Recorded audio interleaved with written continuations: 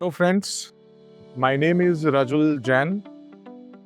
In this video, I will discuss with you how to start the export of medical devices. बहुत लोगों का ये प्रश्न है कि भी मेडिकल डिवाइस का हम एक्सपोर्ट का स्टार्ट करना चाहते हैं तो कैसे करें। तो सबसे पहले एक्सपोर्ट स्टार्ट करने के लिए आपके पास अपनी कंपनी होनी चाहिए। मतलब सबके पास कंपनी तो होती है यूजुअली, उसमें आईईसी कोड होना एक बहुत बेसिक रजिस्ट्रेशन है। आईईसी कोड होना चाहिए और आईस गेट पे आपको अपना रजिस्ट्रेशन कर लेना है। स्टेप 2 में आपको आइडेंटिफाई करनी है कि प्रोडक्ट कैटेगरी क्या क्या है जो आप डील करोगे। जैसे मेडिकल डिवाइसेस में आप मेडिकल इक्विपमेंट्स में डील करोगे या आईवीडी में डायग्नोस्टिक्स में डील करोगे। अब इक्विपमेंट्स में भी बहुत सारी फील्ड्स हैं, गायने की करोगे, कार्डियक की करोगे, नियोनीटल करोगे, ऑर्थो करोगे।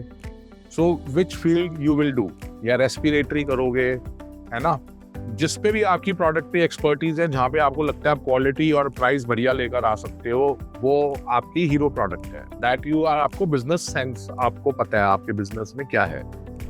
तीसरा स्टेप है, अब जो भी आप प्रोडक्ट कर रहे हो, ये आपको पता है कि मुझे वो सोर्सिंग करना है या मैन्युफैक्चरिंग करना है। तो आपको ये भी डिसाइड करना है। मेरे ख्याल से अगर आप पैशनेट हो एक्सपोर्ट्स में, इंटरनेशनल देश विदेश यात्राएं चाहते हो, तो इमीडिएटली सबसे बेस्ट तो यही होता है कि आप सोर्सिंग करें, मैन्युफैक्चरर्स के साथ टाई अप करें आप, और मैन्युफैक्चरर्स के साथ टाई अप कर कर आप अपनी मार्केट को ढूंढें, एक्सपोर्ट्स के लिए मार्केट बनानी शुरू करें।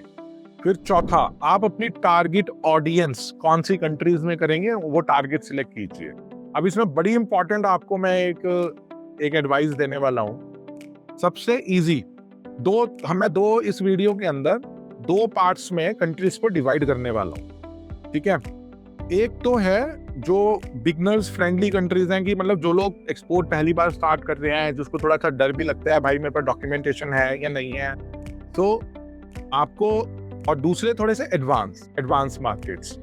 शुरुआत में जो इजी फ्रेंडली कंट्रीज हैं जहाँ पे आप धंधा चालू कर सकते हो, दैट इज अफ्रीका में, जैसे नाइजीरिया, कीनिया हो गया, मिडल ईस्ट हो गया, मिडल ईस्ट में यूएई हो गया, सऊदी हो गया। जो जीसीसी कंट्रीज हैं, they are very good opportunity also, है ना।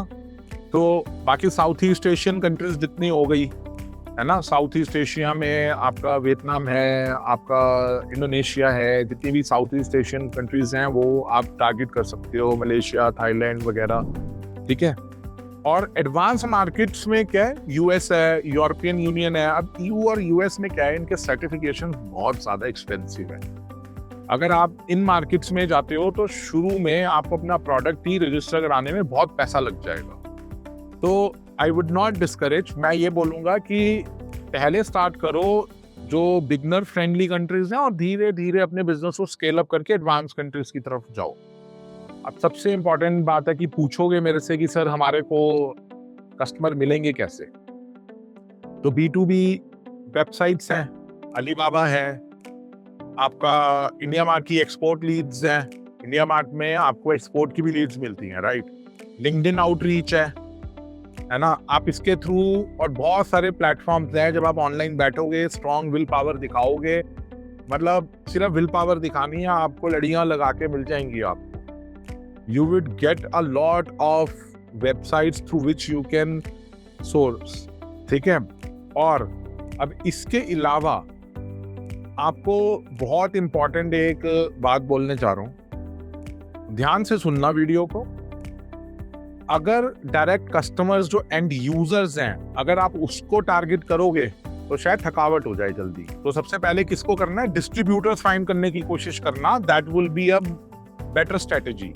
कभी कभार प्रोडक्ट ऐसा होता है, हाई मार्जिन प्रोडक्ट है, एंड यूजर भी कर सकते हो, कम भी जाए तो भी ज्यादा मार्जिन है, तो it makes sense for you, मतलब पूरे तरीके से। बट यूजुअल बिजनेस सेंस में जो नॉर्मल हर प्रोडक्ट पे जो जीपी निकलता है, उसी हिसाब से तो स्ट्रैटेजी, आइडियल स्ट्रैटेजी ये है कि अगर एक्सपोर्ट में धीरे वॉल्यूम लेकर आना है तो distributor model is the best model. क्योंकि डिस्ट्रीब्यूटर को दोगे, आपका प्रोडक्ट भी वही रजिस्टर कराएगा खुद ही अपने नाम पे। एंड यूजर को दोगे, उस कंट्री में पहले ऑथराइज्ड रिप्रेजेंटेटिव ढूंढोगे, उसका प्रोडक्ट का रजिस्ट्रेशन की जिम्मेवारी भी आपके ऊपर आ जाएगी, है ना। तो ये बहुत इंपॉर्टेंट चीज है। उसके बाद आपको, अब आपके दिमाग में आएगा कि सवाल कि हमें को भाई डॉक्यूमेंटेशन क्या क्या चाहिए।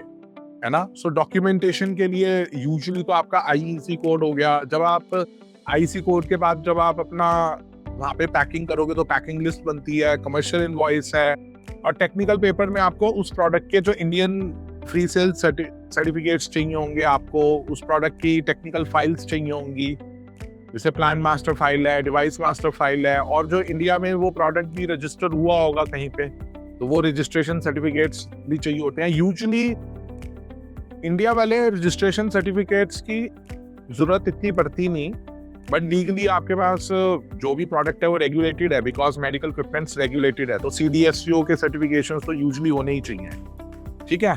तो उस तरीके से आप ये मैंने पूरे की पूरी आपको एक्सपोर्ट की जर्नी बहुत ही क्रिस्प में बताई है। फिर भी कोई डाउट हो, कुछ भी क्वेश्चन हो, आप हमारे को इस वीडियो के अंदर जो ईमेल दी हुई है, जो फ़ोन नंबर दिया हुआ है, उस पर कॉन्टेक्ट कर सकते हो, ठीक है। Thank you so much.